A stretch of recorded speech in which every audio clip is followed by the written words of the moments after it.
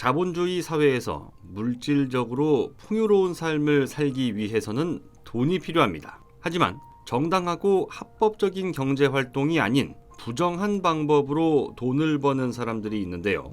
소매치기, 빈집털이, 아리랑치기 등의 수법으로 다른 사람의 돈을 훔치는 도둑, 폭행이나 협박과 같은 강압적인 방법으로 이루어지는 강도 행위나 폭력 조직 등이 여기에 해당되는데요. 하지만 일본과 같은 경우를 제외한 선진국에서는 점차 현금 없는 사회가 형성되고 있습니다. 특히 우리나라의 경우 카페를 돌아다니다 보면 대놓고 현금 없는 매장이라고 써붙인 문구를 쉽게 찾아볼 수 있는데요.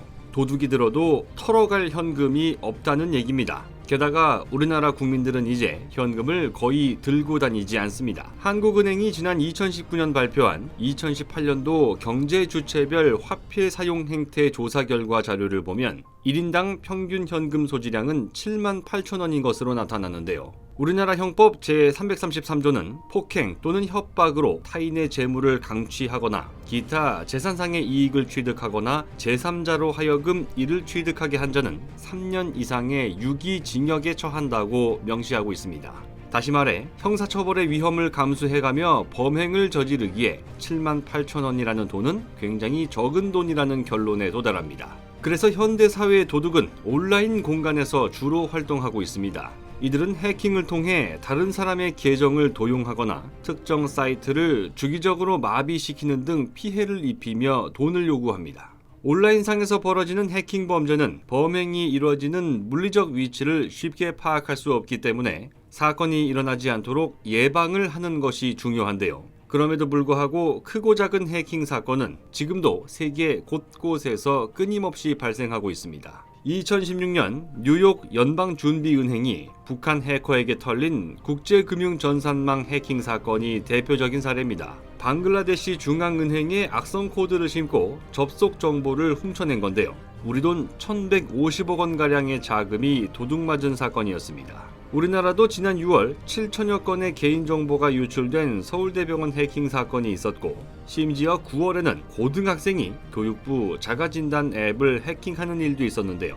해킹을 막기 위한 첨단 기술이라 불리는 블록체인도 해커 앞에서는 속수무책이었습니다. 블록체인 기술의 핵심은 데이터가 한 곳에 저장되지 않고 사용자들에게 분산되어 위변조가 어렵다는 겁니다. 이를 분산형 데이터 저장 기술이라고 부르는데요. 하지만 지난 8월 암호화폐 업체 폴리네트워크에서 6억 달러 규모의 암호화폐가 해킹당하는 일이 벌어졌습니다. 사건을 일으킨 해커는 블록체인 기술의 핵심인 분산형 금융의 취약성을 경고하기 위해 이를 꾸몄다고 공개적으로 언급하며 화제가 되기도 했습니다. 해킹을 차단하기 위해서는 절대로 뚫을 수 없는 암호 체계를 갖는 것이 중요합니다. 여기서 필요한 것이 바로 난수입니다. 난수는 규칙이 없이 무작위로 생성된 숫자로 암호를 예측할 수 없게 만드는 기술을 말합니다. 하지만 통상적으로 사용되는 난수 생성 체계는 매우 복잡하긴 해도 난수를 만들어내는 것조차 결국 규칙이 존재하게 된다는 한계를 갖고 있었습니다.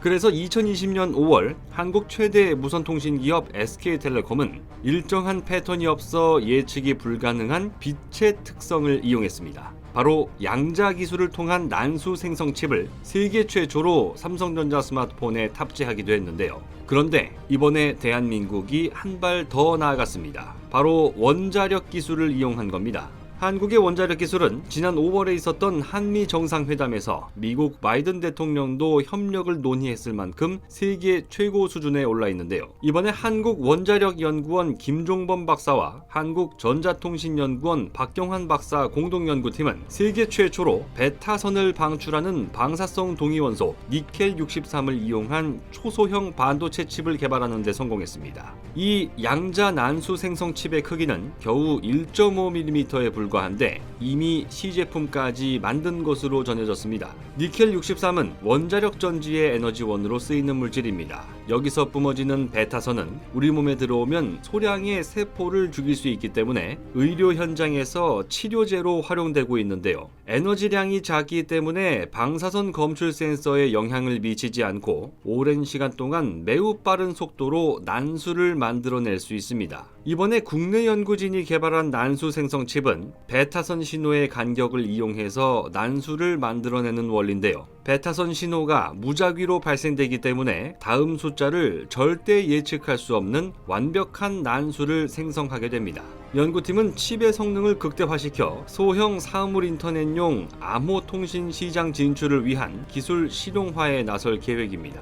이번 성과에 대해 한국원자력연구원 박원석 원장은 정부 출연 연구원이 보유한 핵심 기술을 융합한 좋은 사례로 평가했습니다. 한국전자통신연구원 김명준 원장 또한 보도자료를 통해 이 기술이 상용화되면 모든 종류의 컴퓨터, 보안 시스템, 프로세서, IoT 모듈의 탑재가 가능한 궁극의 진성 난수 발생기가 될 것이라고 전했습니다. 우리가 사는 세계에는 강대국도 있고 약소국도 있습니다. 강대국의 역할은 자신보다 힘이 약한 나라를 괴롭히는 것이 아닙니다. 도움이 필요한 곳에 자신들의 강력한 힘을 나눠주는 것이야말로 모든 인류가 서로 공존하며 번영하기 위해 꼭 필요한 위대한 행동이 될 텐데요. 대한민국이 강대국이냐는 질문에 아직도 의문을 제기하는 사람들이 있을지도 모릅니다. 하지만 우리는 세계 최고 수준의 초고속 유선 통신망을 구축하고 세계 최초로 5세대 이동통신망 상용화에 성공한 저력이 있습니다. 정보통신 분야에서는 명실상부한 세계 최고의 강대국에서 만든 이번 양자 암호 기술이 80억 세계 인구를 위해 널리 이롭게 쓰일 수 있게 되길 바랍니다.